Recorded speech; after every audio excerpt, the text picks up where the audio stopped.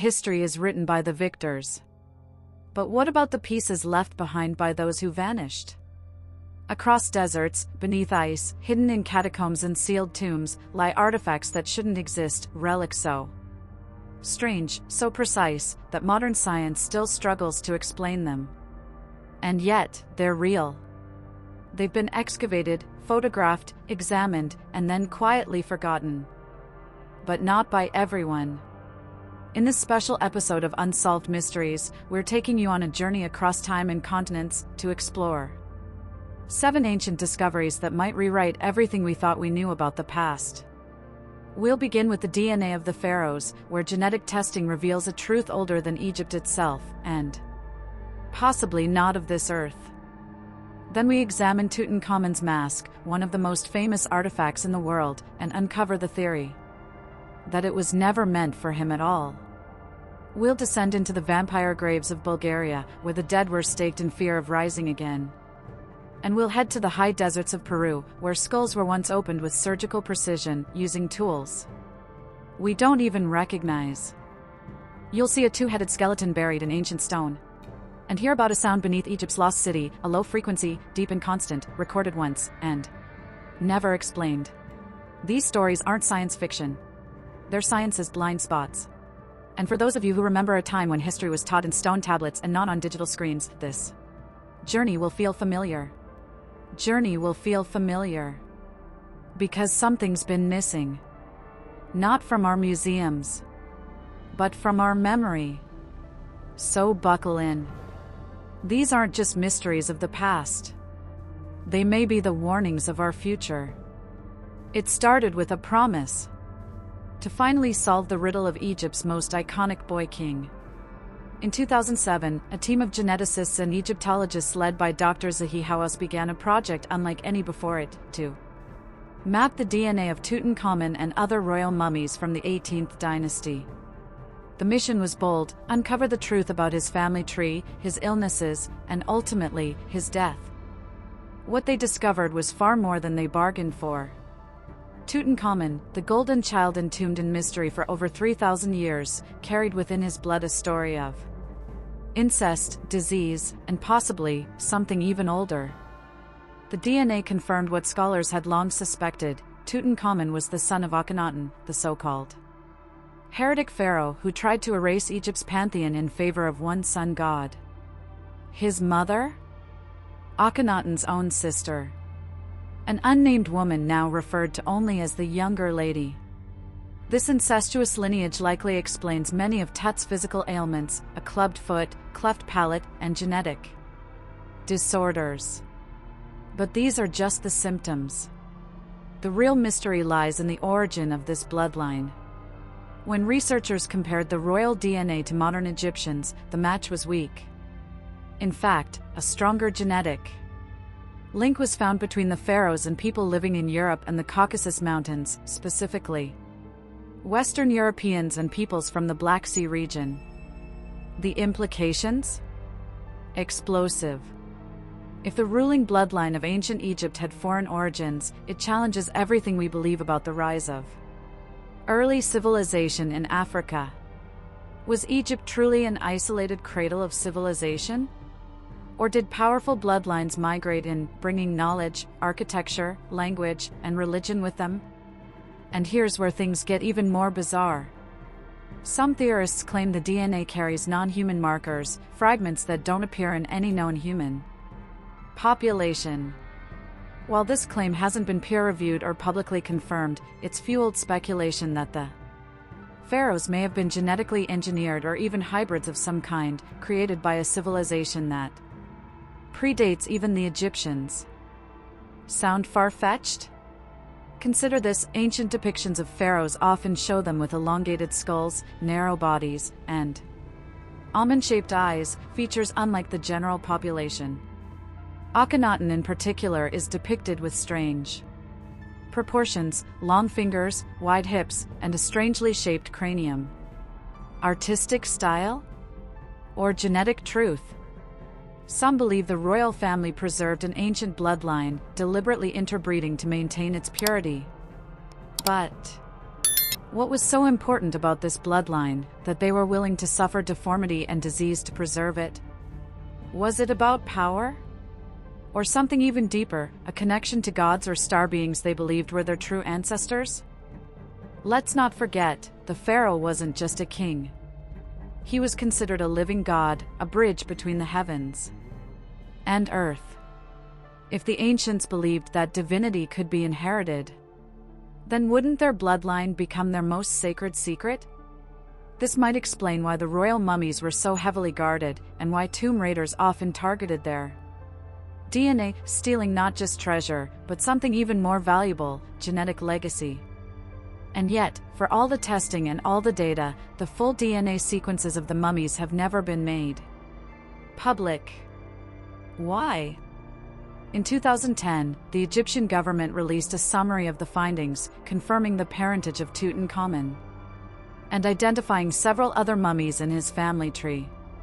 But shortly after, further testing was halted. Requests by international geneticists to verify or expand the findings were denied. Even today, much of the raw DNA data remains classified. What are they hiding? Some claim it's simply a matter of national pride, that Egypt doesn't want its greatest historical icons linked to foreign origins. Others believe the truth is darker, that the DNA holds proof of a forgotten race, one erased from our collective memory, or perhaps never fully human to begin with. And there's another twist. In 2021, an independent group of researchers began testing non-royal Egyptian mummies, average citizens, buried in the Nile Delta. Their findings? These mummies did not share the same genetic markers found in the royal tombs. In fact, the closer they got to the older dynasties, the more genetically distinct the bodies became. It's as if the oldest royals came from somewhere else entirely, and only later did they mix with the local population. Could it be that the 18th dynasty wasn't just a family of kings, but the last generation of an ancient bloodline slowly dying out? And what if that bloodline wasn't meant to survive forever? If you trace back further, beyond the pyramids, beyond recorded dynasties, Egyptian myths speak of a time called the Zep Tepi, the first time, an age when gods ruled on earth, before man. Were those gods metaphor? Or memory? Maybe the DNA of the pharaohs is the last fingerprint of something non-human, a legacy passed down from beings we no longer remember, but once called gods. And that leads to an unsettling possibility. What if Tutankhamun's death at age 19 wasn't just genetic misfortune, but the inevitable collapse of something unnatural? A bloodline that couldn't sustain itself in human form. Whatever the truth, one thing is clear. The story of Egypt's golden boy is not complete. His tomb gave us gold. His body gave us questions. And his DNA? It may be the map to a past far older than we imagined. But his mystery doesn't end there.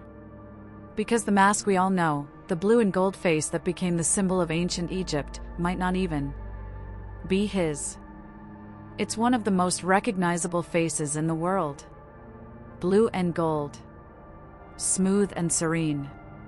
Eyes that never blink, staring across 3,000 years of silence. But what if the face we associate with Tutankhamun wasn't actually meant for him at all?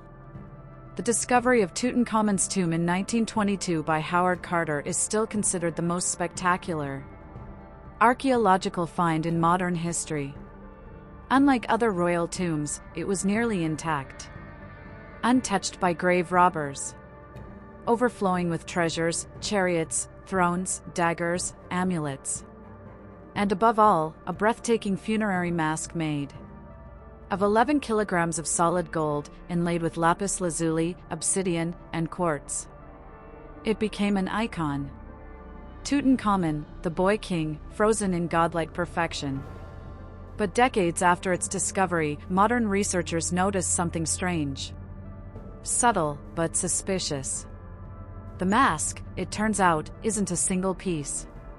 Its facial structure and its ceremonial headdress, specifically the stripes and the inlaid gold, are made from two different gold alloys. They were crafted separately, then fused together. The face is smooth, proportionate, youthful. But the headdress? It bears signs of modification, of rework, of adaptation. Why would the death mask of a pharaoh be recycled?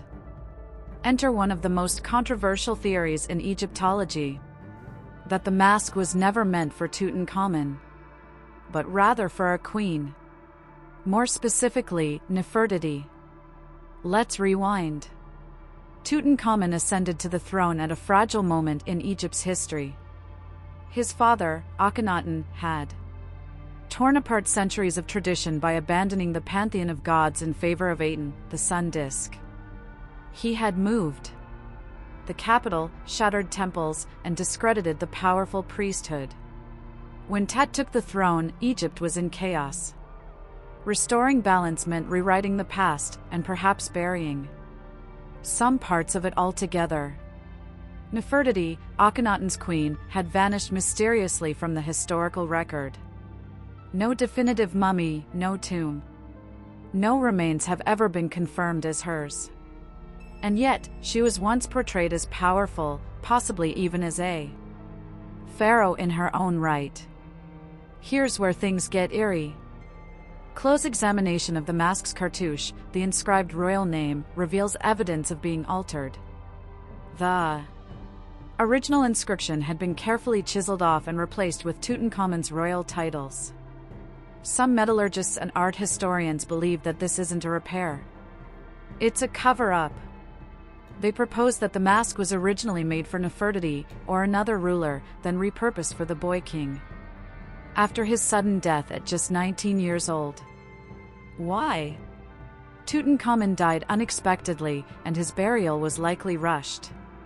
His tomb is small and unremarkable compared to other royal chambers. Some of its walls were still wet when he was buried, causing mold to grow on the paintings. In the haste to bury him with honor, officials may have raided and used funerary equipment meant for others, perhaps even for a female ruler erased from history. If this is true, then the face the world has come to recognize as Tutankhamun's might, in fact, be the face of a woman, a queen lost to time, immortalized under a name that wasn't hers. This raises a chilling question. What else about Tutankhamun's legacy isn't really his? There are deeper implications here. If Nefertiti was indeed meant to be buried with such grandeur, why was she removed from official records? Why was her legacy overwritten? And where, if anywhere, is her real tomb? In recent years, renowned Egyptologist Dr. Nicholas Reeves proposed that behind one of the sealed walls of Tutankhamun's tomb lies another hidden chamber, possibly containing Nefertiti's burial site. Ground penetrating. Radar scans showed anomalies behind the walls. But when the Egyptian Ministry of Antiquities conducted their own follow-ups, they refused to confirm the findings. Was it inconclusive science? Or deliberate obfuscation? There's a saying among archaeologists: the deeper you dig, the more political it gets. And nothing in Egyptology is more political than the memory of Akhenaten and Nefertiti, the couple that nearly toppled the traditional Egyptian worldview. If the mask was altered, if the tomb was a last-minute burial site, if a secret chamber does exist and is being kept hidden, then perhaps Egypt is still protecting its greatest secret. There are also artistic clues. The features of the mask are androgynous, smooth, elegant. Some say they lack the masculine strength typically associated with pharaohs. The wide eyes, high cheekbones, and delicate lips match ancient busts of Nefertiti far more than depictions of young Tutankhamun. Is it possible we've been looking at the wrong person all along?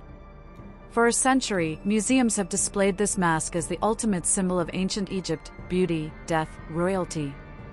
But maybe it's something else entirely. Maybe it's a lie, told in gold and lapis. A lie that helped restore Egypt's old gods while erasing the memory of its most dangerous queen. And that gold mask? It never speaks. But it hides 1,000 stories in its silence. If you were to peel back the layers of gold, of titles, of time, you might find not just the face of a forgotten queen, but the truth about why her memory was buried in the first place. But Tutankhamun's tomb wasn't the only place where ancient people left behind puzzles in gold and bone. Because halfway across the world, in the dark earth of Eastern Europe, a far more terrifying discovery was made. People buried with stakes in their chests, iron through their hearts, rocks forced into their mouths. Not for honor, not for royalty, but out of fear. Some graves are dug for peace. Others are dug out of fear. In the quiet hills and ancient villages of Bulgaria, the ground tells a story that historians long tried to forget. A story of terror, of suspicion, of a time when the dead were not trusted to stay buried. Beginning in the early 2000s, archaeologists working in Eastern Europe began unearthing graves that seemed wrong. Men and women buried with iron rods pierced through their chests. In some, stones were jammed into their mouths. Others had their limbs bound or their skeletons weighed down with heavy rocks. These weren't crude executions or battlefield burials.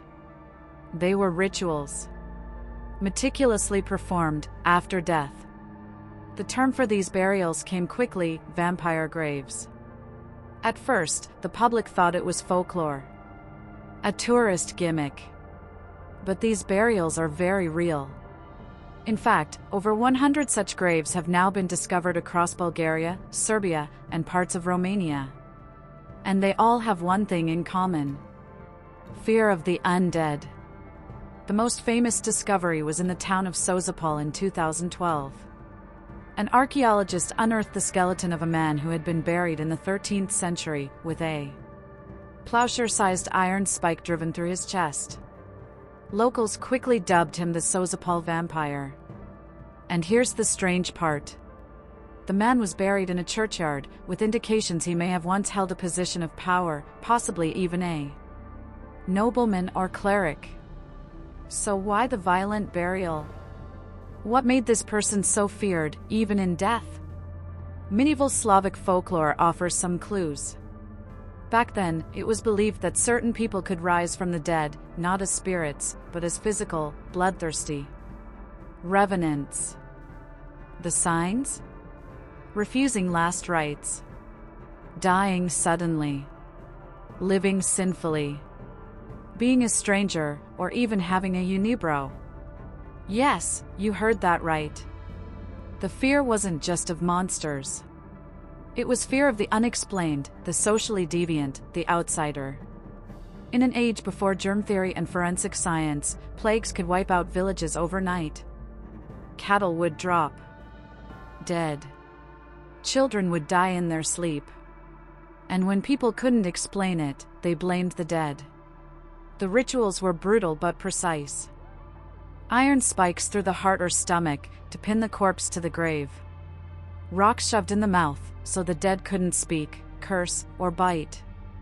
Heads severed and placed between the legs or facing backwards. Sometimes the heart was removed and burned. And it wasn't just peasants. Some victims were buried with wealth, military honors, or religious symbols. These weren't criminals. They were respected people until fear rewrote their stories. So here's the question. Was it all superstition? Or did these people see something they couldn't explain? Modern scientists often interpret these practices as cultural panic, a way for traumatized societies to cope with death. But others believe there's more. What if some diseases caused people to appear dead, only to wake hours or days later? Catalepsy, epilepsy, or premature burial might have fueled the myth. But there are cases, documented in 18th century medical records, where bodies showed no decay for weeks, or bled when staked. Coincidence? Misunderstood biology? Or something older? In 1732, the Habsburg Empire launched a military investigation into vampire cases in Serbia. Yes, a government-funded vampire investigation. They exhumed bodies. Recorded blood in the mouth, uncorrupted flesh, even fingernails that had seemingly grown. Doctors wrote formal reports. Military officers signed them. This wasn't fairy tale. It was policy. But the church wasn't fond of these stories. They threatened religious order. They hinted at forces beyond the priesthood's control. Many of the vampire cases were buried, again, this time in the archives. Unmentioned. Unwanted. Until the bones were found again, centuries later. And here's where the story turns darker. Some graves show signs of multiple burials. People exhumed and reburied. Modified. Adjusted. It's as if the fear persisted long after the funeral, watching, waiting for something to change. Could this fear have been based on real encounters? Could these so-called vampires have been outliers, genetic anomalies, cursed by deformity or disease, who survived death long enough to terrify those around them? Some fringe researchers suggest even more unsettling possibilities. That these weren't entirely human. That perhaps, somewhere in our history, there existed a species, or a bloodline, that fed off the living, and which mankind systematically hunted and erased. The vampire, in this view, isn't a myth. It's a genetic memory. A warning etched into our culture. Whether science accepts it or not, one truth remains. In these Bulgarian tombs, the dead were not honored. They were feared. Bound. Pierced. Silenced. Not because they sinned, but because someone believed they might come back. And if that belief lasted for hundreds of years, passed down, grave by grave, ritual by ritual, then maybe we haven't truly forgotten what once walked among us. Maybe we just buried it deeper. But in another land, half a world away, another mystery was being carved. Not in fear, but in knowledge so precise, it's hard to believe it came from hands without machines. In the high deserts of Peru, carved into the earth are massive geoglyphs, giant lines that stretch for miles, forming birds, beasts, and geometric wonders only visible from the sky. But the mystery of Nazca goes deeper than lines in the sand. Much deeper. Beneath the dry soil, archaeologists have uncovered something far more intimate. Human skulls, cut, drilled, and reshaped. And here's the twist. They weren't victims of violence. They were patients. In the ancient Nazca civilization, long before the Inca rose to power, a practice known as trepanation was remarkably common. It involved drilling or scraping a hole into a person's skull. And incredibly, many of them survived. This wasn't crude butchery. It was surgery. One skull after another shows clear, precise incisions, symmetrical, clean, deliberate. In some cases, as many as 5 holes were made across multiple procedures, with evidence of long-term healing. Let that sink in. These were people living over 1,000 years ago, no modern tools, no anesthesia, no antibiotics. Yet they were operating on the human brain, and patients lived to tell the tale. How? That's the question modern scientists still struggle to answer. The tools used were made of obsidian, bone, and sharpened stone. Yet these early surgeons achieved results that rival, even surpass, some modern procedures. The survival rate for trepanation in ancient Peru is estimated to be over 70% in some regions. To compare, during the American Civil War, cranial surgeries had a survival rate of just 46%. What were the Nazca doing differently? Some suggest they had access to natural antiseptics, herbs and resins with antibacterial properties. Others believe their understanding of pressure points, bleeding control, and neurological damage was far beyond their time. There are no written records. No textbooks. Only the bones remain. So we're left to speculate. Were these surgeries for trauma, battle wounds, and head injuries? Or were they for something else? In some cultures, trepanation was done not to heal the body, but to release spirits, to cure madness, to exorcise demons. In Nazca tradition, there are hints of this belief, of the head being a gateway between worlds. Was this surgery or ritual? Science or spiritual warfare? Even more curious is the frequency. Nazca burial sites are filled with these skulls. Not rare cases, thousands. This was normalized. Systematic. A practice that was learned, refined, passed down. A kind of ancient medicine we barely understand. And then there's the final twist. Some of these skulls show not only surgical holes, but reshaping. Deliberate elongation. The skulls were compressed during childhood, using boards and bindings to stretch them into cone-like shapes. Why would a civilization modify their own heads and then perform brain surgery on them? This is where theory drifts into the strange. French researchers propose that this combination, elongation and trepanation, wasn't just medical or cultural. It was functional. They suggest the Nazca may have believed that an elongated skull enhanced psychic abilities, intuition, or spiritual communication. That by reshaping the head, they were tuning the brain to a different frequency. And by opening the skull, they were connecting with something beyond the human realm. If that sounds like science fiction, remember this. Ancient skull shaping occurred in multiple unconnected parts of the world: Peru, Egypt, the Caucasus, and parts of Asia. And in nearly every case, it was reserved for the elite, priests, royalty, shamans. Was this simply an aesthetic standard? Or were these civilizations trying to emulate something they had seen? Something, or someone, with naturally elongated skulls. Some theorists go further, suggesting the Nazca were visited, or guided, by beings with advanced knowledge of human anatomy. Beings who taught surgery, medicine, or left behind tools that have since been lost to time. No such tools have been found. No texts. No written explanation.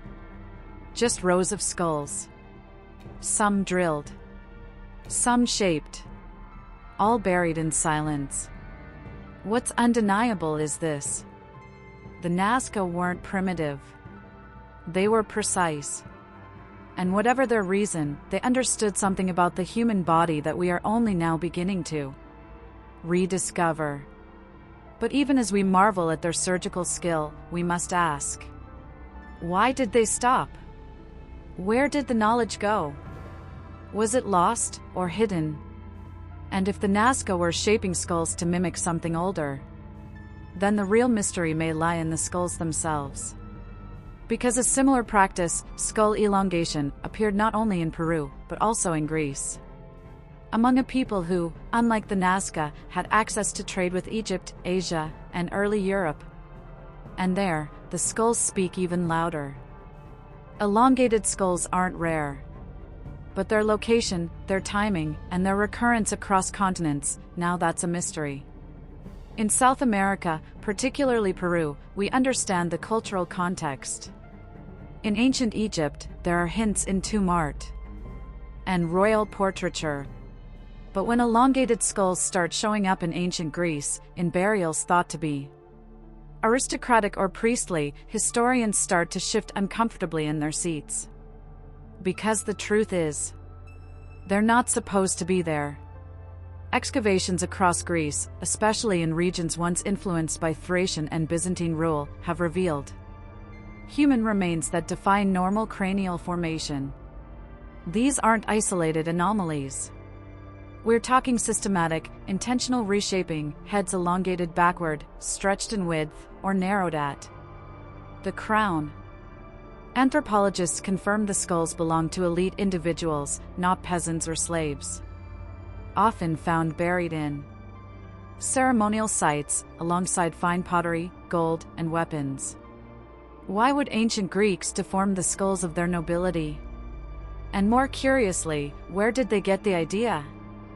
Elongated skulls are usually a result of cranial binding, a process done during infancy when the human skull is still malleable. Boards, wraps, or even leather harnesses are applied to gently reshape the head over several years. It requires intention, effort, a belief that altering the shape of the skull is worth doing. And that belief had to come from somewhere. Greek texts don't describe the practice in detail.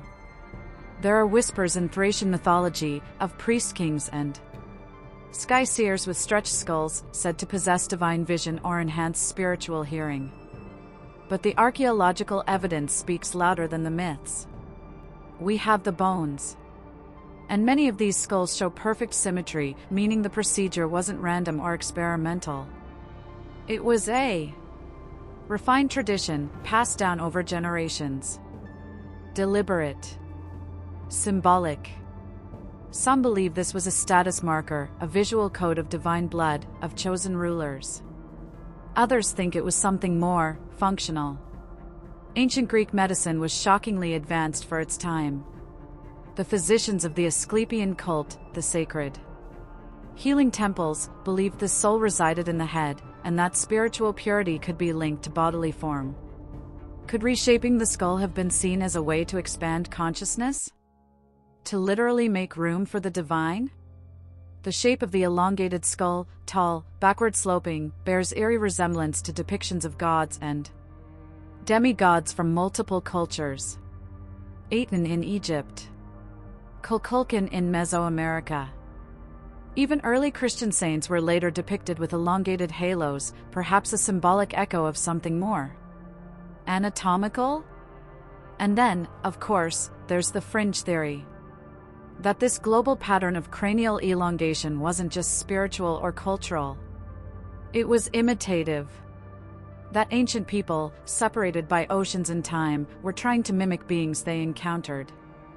Beings with naturally elongated skulls. Beings with knowledge, language, healing abilities, and presence. It's not hard to see where this theory comes from. After all, why would dozens of disconnected civilizations, across millennia, perform the same obscure practice on their most important children? Coincidence? Cultural diffusion? Or a shared memory of something, someone, that once walked among them?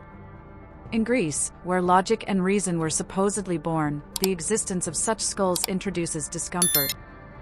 They don't fit the clean timeline. They don't support the sanitized narrative of progress from cave to city. Instead, they suggest another timeline.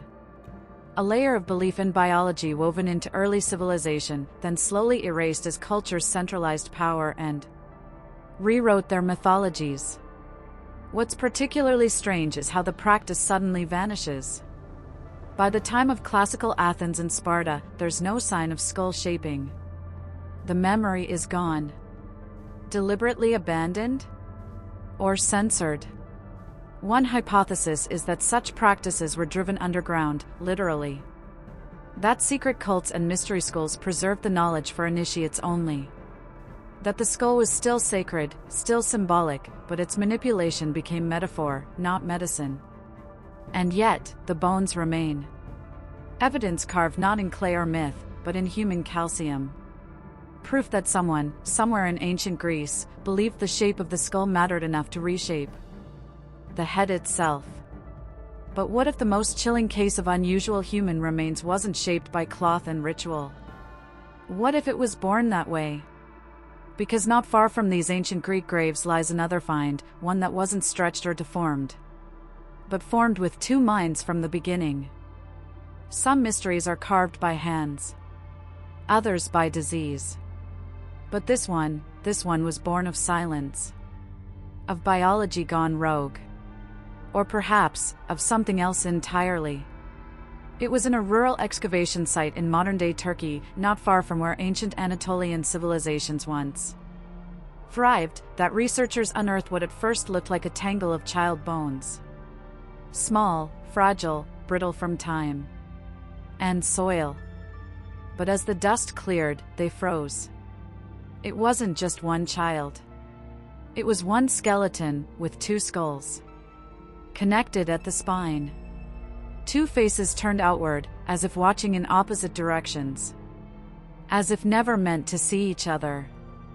What had been found was an ancient case of Craniopithecus parasiticus, a rare and usually fatal condition where a second, partially formed head is attached to the primary body. Today, such births are almost always stillborn. But in this case, the bones tell a more complicated story. The child had lived. Not for years, perhaps. But long enough for teeth to form, for bone to develop, and for burial to be deliberate. They weren't discarded, hidden in shame or secrecy. This child, or children, was buried with care. Wrapped in cloth. Set in a shallow tomb near what appeared to be a sacred site. Tools, amulets, and ritual stones surrounded the body. But here's what baffles researchers. There are no known burial customs for children with severe deformities in this region from this period. The skeletal evidence doesn't match known patterns of disease-related burials or plague pits. This was unique and intentional. So what did this child mean to the people who buried it? Some anthropologists suggest reverence. That ancient cultures may have seen such beings not as cursed, but as marked bridges between this world and the next. Dual-headed figures appear in many myths, gods of crossroads, of life and death, of past and future. The Roman god Janus, depicted with two faces, symbolized transitions and beginnings. In Hindu texts, dual-faced deities were said to hold both destruction and creation. In Mesoamerican belief, twins were often cosmic mirrors, representing balance, unity, or the war between gods. Could this child have been seen as a living omen? Or as a chosen vessel, feared and revered all at once? Then there's the darker theory. Some researchers believe the burial was more than sacred, it was protective. That the child was sealed not in honor, but in containment. In cultures where physical deformity was misunderstood, individuals were often labeled monstrous, sometimes believed to house spirits or demons. One chilling account from Byzantine-era texts warns of a two-faced child born beneath a blood moon, said to speak in dreams and drive entire households to madness. The story was dismissed as allegory until this skeleton was found within the very region where the tale originated. Coincidence? Perhaps. But the bones don't lie. X-rays revealed a second jaw. Fused vertebrae. Even small teeth forming behind the second skull's cranium. This wasn't post-mortem trauma. This was intentional anatomy. And the body's orientation? Buried face down. An uncommon but known practice for unnatural beings in some ancient Mediterranean and Middle Eastern cultures. As if to keep them from rising. So what are we looking at here? A tragic birth? A divine anomaly? Or something in between, something that ancient people couldn't explain, and so wrapped in myth, ritual, and secrecy? The most haunting thing about the two-headed skeleton is how human it feels. Two minds, maybe. Two identities, maybe not. But one body, carrying the weight of a society's fears, hopes, and questions. And maybe this child, this double-souled being, wasn't meant to survive long. Maybe they weren't meant to be understood. Just remembered. But the ground isn't done speaking yet. Because deep beneath Egypt, beyond pyramids and pharaohs, something else has been discovered. Not bones. Not gold. But a sound. Constant. Low. Unexplained. It doesn't belong to man or machine. And it's still echoing today. The city of Avaris no longer appears on modern maps.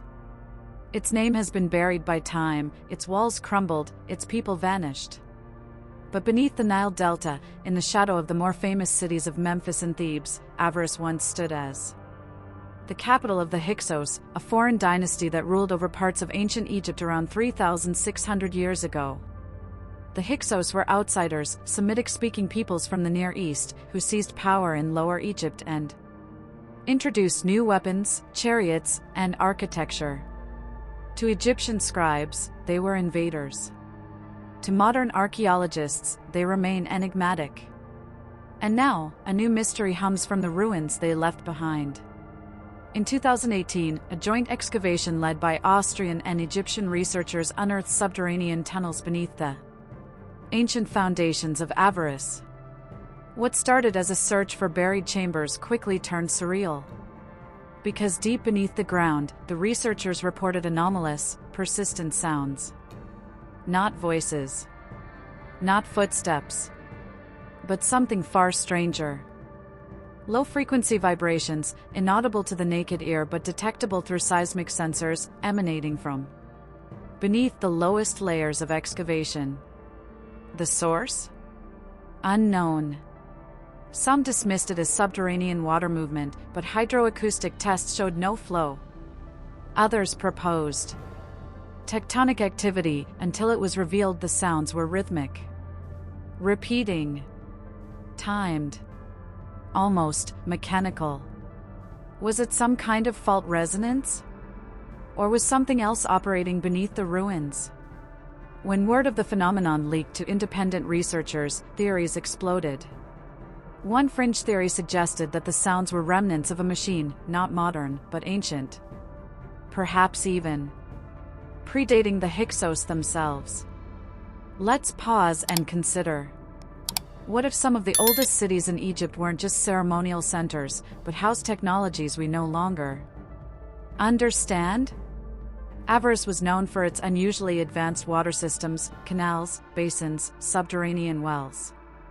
Could the Hyksos have discovered, or inherited, a buried mechanism, one still humming faintly after thousands of years? Ancient astronaut theorists, predictably, took it further. They posited that Avaris was built over an energy node, or even an alien installation. A kind of power station designed to interact with underground currents, magnetism, or even celestial alignments. But even grounded archaeologists remain intrigued by one fact. The sound is real. It's been recorded multiple times, most recently in 2022, using updated equipment. Its frequency, between 17 and 19 Hz. Known as infrasound, a range associated with nausea, anxiety, and hallucinations in humans. Infrasound can't be heard by the ear. But it can be felt. And here's where things get eerie. Some members of the excavation team reported strange sensations while working underground: dizziness, unease, vivid dreams, even sightings of flickering shadows moving at the edges of light. Was it stress? Claustrophobia? Or could the sound itself be having an effect? Studies have shown that infrasound at specific frequencies can induce fear, visual disturbance, and feelings of being watched. It's been called the fear frequency. Used in experiments, it can cause panic, hallucinations, even perceptions of ghosts. What if Avaris isn't haunted by spirits, but by sound?